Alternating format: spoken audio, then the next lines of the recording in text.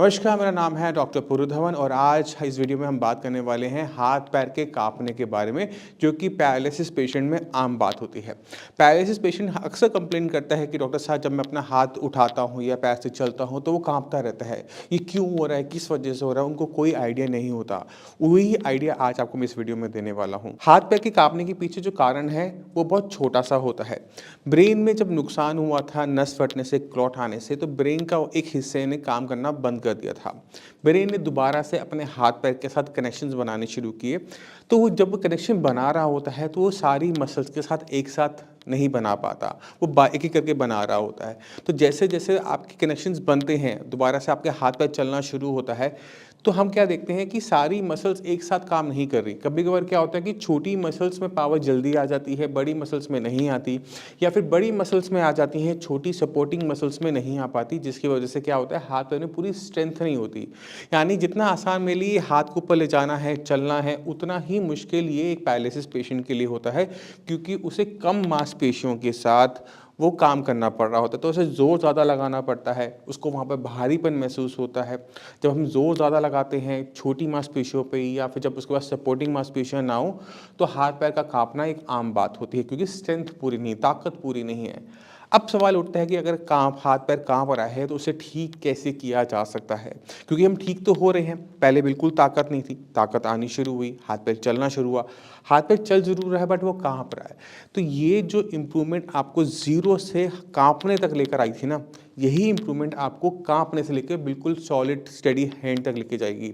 But उसके लिए हमें क्या करना पड़ेगा, अपने ब्रेन पे काम करना पड़ेगा। क्योंकि ये जो इम्प्रूवमेंट अभी तक आपकी बॉडी में देखने को मिल रही है वो अपने आप नहीं आई, आपके ब्रेन ने उसको किया था। ब्रेन ने अपने अंदर वो चेंजेस लेकर आए थे, दोबारा से कनेक्शन बनाए थे, जिसकी वजह से आपके हाथ पैर में इतनी ताकत आई है। इस ताकत को अगर हम आगे बढ़ाते रहते हैं, ब्रेन के अंदर डेवलपमेंट करते रहते हैं, तो हम क्या देखते हैं कि जो हाथ पैर काँप रहा है वो काँपना बंद हो जाता है। जब हाथ पैर काँप रहे होते हैं तो अक्सर पेशेंट कहते हैं कि मैं इस पर कोई तेल लगा लूँ, कुछ कर लूँ। तो आपको मैं बताना चाहता हूँ कि इसमें तेल लगाने से कोई आराम नहीं मिलने वाला, क्योंकि कभी भी ऑयल जो होता है स्किन से अंदर नहीं जाता। तेल के अंदर जो गर्माहट होती है, या तेल लगाते समय जो हम गर्माहट करते हैं, उससे मांसपेशियाँ आराम होती हैं, रिलैक्स हो जाती हैं, ढीली हो जाती हैं, जिससे हाथ पैर को चलाना आसान हो जाता है। तो हल्के हाथ से सिकाई मालिश अच्छी बात है, मगर इसमें अगर हमने स्ट्रेंथ लेकर आनी है तो हमारे पास दो तरीके हैं। पहला है ब्रेन, जिसके बारे में मैं आपको बता चुका हूँ कि ब्रेन के अंदर डेवलपमेंट होगी तो हमें आराम देखने को मिलेगा, क्योंकि ज़्यादा मसल पे कंट्रोल आ जाएगा। दूसरा तरीका होता है कि जो मांसपेशियाँ अभी चला रही हैं उनको बड़ा कर लो, क्योंकि हमारा ब्रेन और हमारी मांसपेशियों के साथ एक खास बात हो रही है। इनको हम जितना इस्तेमाल करते हैं ये उतनी ही डेवलप हो जाती हैं, उतनी ही ज़्यादा पहले से अच्छा काम करती हैं। अगर आप कोई काम करते हैं, मैथ्स पढ़ते हैं, साइंस पढ़ते हैं, म्यूज़िक करते हैं, तो पहले दिन हम अच्छे नहीं होते, बट अगर हम उसी काम को बार बार करते रहते हैं तो हमारा ब्रेन डेवलप हो जाता है। इसी तरह से अगर हम कोई वजन उठाते हैं, पहले दिन भारी लगेगा, मगर 10वें दिन तक आते थे वही वजन हल्का लगने लग जाता है, क्योंकि हमारी मांसपेशियाँ डेवलप हो जाती हैं। तो ये ब्रेन और मसल्स दोनों में पावर है कि इनको जितना इस्तेमाल करोगे ये उतनी ही डेवलप होंगी। तो हमने क्या करना है, हमने ब्रेन पे डेवलपमेंट में काम करना है, जो कि हम करवाते हैं, साई संजीवनी में करवाते हैं। उसके लिए आप बहुत सारी वीडियो देख चुके होंगे। अगर नहीं देखी तो आप सारी इस चैनल पे जितनी भी वीडियोस हैं उनको देखिए, आपको पेशेंट से मिलेंगे, उनको समझ में आएगा कैसे इंप्रूवमेंट होती है। अब मांसपेशियों में हम चलते हैं। मांसपेशियों के लिए हमें क्या करना पड़ता है, सही एक्सरसाइज का सिलेक्शन करना पड़ता है, क्योंकि अगर हम सही तरीके से एक्सरसाइज नहीं करते, ये गलत एक्सरसाइज कर बैठते हैं, तो भी हमें फ़ायदा देखने को नहीं मिलता। और हमेशा मैं हर वीडियो में कहता हूँ कि जो चीज़ करने में आपको दिक्कत महसूस होती है उस काम को इतनी बार करो कि वो काम आसान होता चला जाए। अगर पेशेंट को अपना हाथ उठाने में दिक्कत होती है, हाथ यहीं तक जाता है और कांपना शुरू कर देता है, तो पेशेंट को क्या करना चाहिए, ये वाली एक्सरसाइज या पूरे हाथ को उठाने की प्रैक्टिस करनी चाहिए? पूरे हाथ को उठाने की प्रैक्टिस करनी चाहिए। जहाँ दिक्कत महसूस हो रही है, जहाँ रुकावट महसूस हो रही है, उसके पीछे हाथ धो के पड़ना ही पड़ता है, क्योंकि जब आप उसके पीछे हाथ धो के पड़ जाते हो तो ब्रेन की भी मजबूरी होती है कि हम उस मांसपेशियों को दोबारा से काम में लेकर आएँ, दोबारा से काम करने लायक बनाएं। तो ब्रेन और मसल्स को सिग्नल देना पड़ता है कि हमें कहाँ पे इम्प्रूवमेंट चाहिए। अगर आप ये वाली मूवमेंट करोगे तो इस वाली मूवमेंट की जो मांसपेशियाँ लग रही हैं वो डेवलप होंगी। अगर हम ये मूवमेंट करेंगे तो यहाँ पे जो मांसपेशियाँ यूज़ हो रही हैं वो डेवलप होंगी। तो आपको ये देखना है कि आपको दिक्कत हाथ पैर चलाने में कहाँ पर महसूस होती है, नंबर 1 थिंग। और उसके पीछे हाथों के पीछे पड़ जाओगे तो क्या होगा कि 2-4 महीने के अंदर आपके अंदर इम्प्रूवमेंट आनी शुरू हो जाएगी। ये समझना बहुत मुश्किल नहीं था, ये हम सब जानते थे, बस मानते नहीं हैं। तो आज से उसको मानना शुरू करो, जो मैं कह रहा हूँ, जैसे समझा रहा हूँ उसे आप अप्लाई करो और अपने अंदर तेज़ी से इम्प्रूवमेंट लेकर आओ।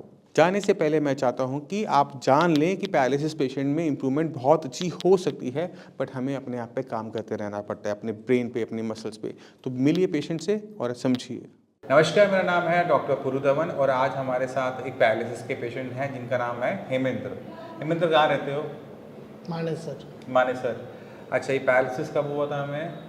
17 अगस्त 2020 में। 2020 में हुआ था, 3 साल होने वाले हैं। हाँ जी। साइंस से जिम से ट्रीटमेंट लेते हुए कितना टाइम हो गया? 2 महीने। 2 महीने। 2 महीने में आपको अपनी बॉडी के अंदर क्या सुधार नजर आया? बोलने में काफ़ी फर्क है। थोड़ा सा रह गया बट वो हो हाँ जाएगा। जी। और लिखने में बहुत मूवमेंट आ गई। लिखने में इम्प्रूवमेंट आ गई है, हाँ। लिख पा रहे हो अब हाँ सही जी। से? अब काम क्या करते हो आप? मैं कंपनी में था HR। कंपनी में HR थे, तो वहाँ पे काम कंप्यूटर पे था? कंप्यूटर पे काम था। तो कंप्यूटर की प्रैक्टिस कर रहे हो? करता हूँ। पहले से बेटर हुआ टाइपिंग? हाँ जी। ठीक है। पैर में क्या सुधार है? पैर में वॉक होती है लेकिन रन नहीं होता। वॉकिंग शुरू हो गई है। हाँ जी। और 2 महीने पहले क्या कंडीशन थी? 2 महीने पहले किसी का सहारा लेके चलता था मैं। 2 महीने पहले सहारा लेना पड़ता था, अब बिल्कुल सहारा नहीं लेना नहीं। पड़ता, अपने आप चल लेते हो आराम से। हाथ में कोई वीकनेस तो हाथों पर करो, सबको दिखाओ, हाथ वीकनेस बंद करो, एक बार चल के दिखाओ। तो बाकी जो पेशेंट हैं पैरालिसिस के, जो जूझ रहे हैं आपकी तरह, उनको क्या एडवाइस करोगे? मेन यही है, हक दवाई लो, यहाँ से इम्प्रूवमेंट होगा। हेमेंद्र जी ने 2022 में सितंबर में भी कांटेक्ट किया था, मगर ये यहाँ पर आकर मिल के चले गए, मेडिसिन लेके नहीं गए थे। इनके माइंड में बहुत सारे डाउट रह गए होंगे उस टाइम में शायद, है ना? बट अब जब 2 महीने बाद 2 महीने का ट्रीटमेंट आपने अब शुरू किया 2023 में, फरवरी एंड मार्च में, अब पता लगा मेडिसिन में कितना दम है, इतना भटकने के बाद? काफ़ी दम है ना? ठीक है। तो जितने भी पैरालिसिस के पेशेंट हैं उनको समझने की ज़रूरत है कि ब्रेन के अंदर जब क्लॉट आता है या नस फटती है तो ब्रेन का एक हिस्सा मर जाता है। अक्सर डॉक्टर्स बोलते हैं कि ये ठीक नहीं होगा, और वो बात सही भी है कि हम मरे को ज़िंदा नहीं कर सकते, बट जो हिस्सा मरा है उसका काम हमें बाकी हिस्सों को डिवाइड करना होता है। अब 2 महीने में अगर पेशेंट दोबारा से अपने सारे चलने लायक, बोलने लायक, लिखने लायक हो गया तो ये खुद में एक अच्छा इम्प्रूवमेंट होती है। तो हमें इन इम्प्रूवमेंट्स को, छोटी छोटी इम्प्रूवमेंट्स को किसी भी कीमत में नहीं छोड़ना चाहिए। जहाँ तक आज की डेट में हम बात करें तो हेमेंद्र जी अगले 1-2 महीने में काम पे दोबारा जाने लायक हो जाएंगे, और वही हमारा काम है, उसी, है ना? मेन क्या था, 2 महीने पहले किसी की सहारे की ज़रूरत है। अब अकेला चलता हूँ, बस से आता हूँ, ठीक है, और इवन गाड़ी भी चलाता हूँ। गाड़ी भी चला रहे हो? हाँ जी। 2 व्हीलर 4 व्हीलर? 4 व्हीलर। 4 व्हीलर चला रहे हो? Automatic manual? मैनुअल। मैनुअल। थोड़ा ध्यान रखना हाँ हाँ। ब्रेकिंग का, कोई है ना? ये ना हो किसी को आप चोट पहुँचा दो। इवन पहले तो बैग ही करता था, अब तो 150-200 किलोमीटर चला लेता हूँ। बढ़िया, बहुत बढ़िया है। ऐसे अच्छा लगता है जब ऐसे पेशेंट आते हैं, इतनी अच्छी इम्प्रूवमेंट बताते हैं, तो खुद को लगता है कि हम कुछ अच्छा काम कर रहे हैं। और ये बहुत ज़रूरी होता है किसी भी डॉक्टर के लिए, क्योंकि अवार्ड ट्रॉफी डॉक्टर्स के लिए लेना बहुत आसान काम होता है, मगर जब अच्छे पेशेंट जब ठीक होता है ना, उससे बढ़िया ना खुशी होती है ना कोई अवार्ड होता है। पहले क्या था, 2 व्हीलर पे जब चलते थे ना तो कॉन्फिडेंस नहीं आता था। अब 2 व्हीलर थोड़ा चलाते हैं लेकिन चलाते हैं। चलाते हो? गिरने का डर तो नहीं लगता उसमें? डर तो लगता है। हाथ में भी ऐसे तो नहीं ना कि ब्रेक लेट लगती है? नहीं, वो दिक्कत नहीं आती। दिक्कत ये आती है हाथ टाइम पे ब्रेक लगेंगे नहीं लगेंगे। मैं वो इसलिए तो पूछ रहा हूँ आपसे, क्योंकि हाथ में वाइब्रेशन है अभी। हाथ में वाइब्रेशन है। हाँ। बट अभी आप कोशिश करोगे आप खुले में चलाओ, ग्राउंड में, क्योंकि किसी को और को नुकसान ना पहुँचे। अभी तो ग्राउंड में ही चलाता हूँ। ग्राउंड में चला रहे हो अभी? और गाड़ी भी ग्राउंड में चला रहे हो, सड़क पे चला रहे हो? सड़क पे चला रहे हो। हाईवे पे, मनेसर का हाईवे, गुड़गांव मनेसर हाईवे? मनेसर मेहंदीगढ़। अच्छा, मनेसर से मेहंदीगढ़। ठीक है, चलो हमारी पूरी और इवन इसमें डे भी नाइट भी।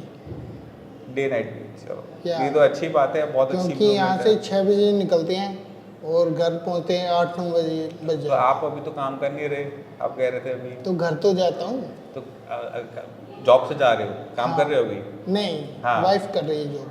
तो उनको लाना ले जाने वाला काम कर रहे हो? हाँ, यही क्यों बच गया।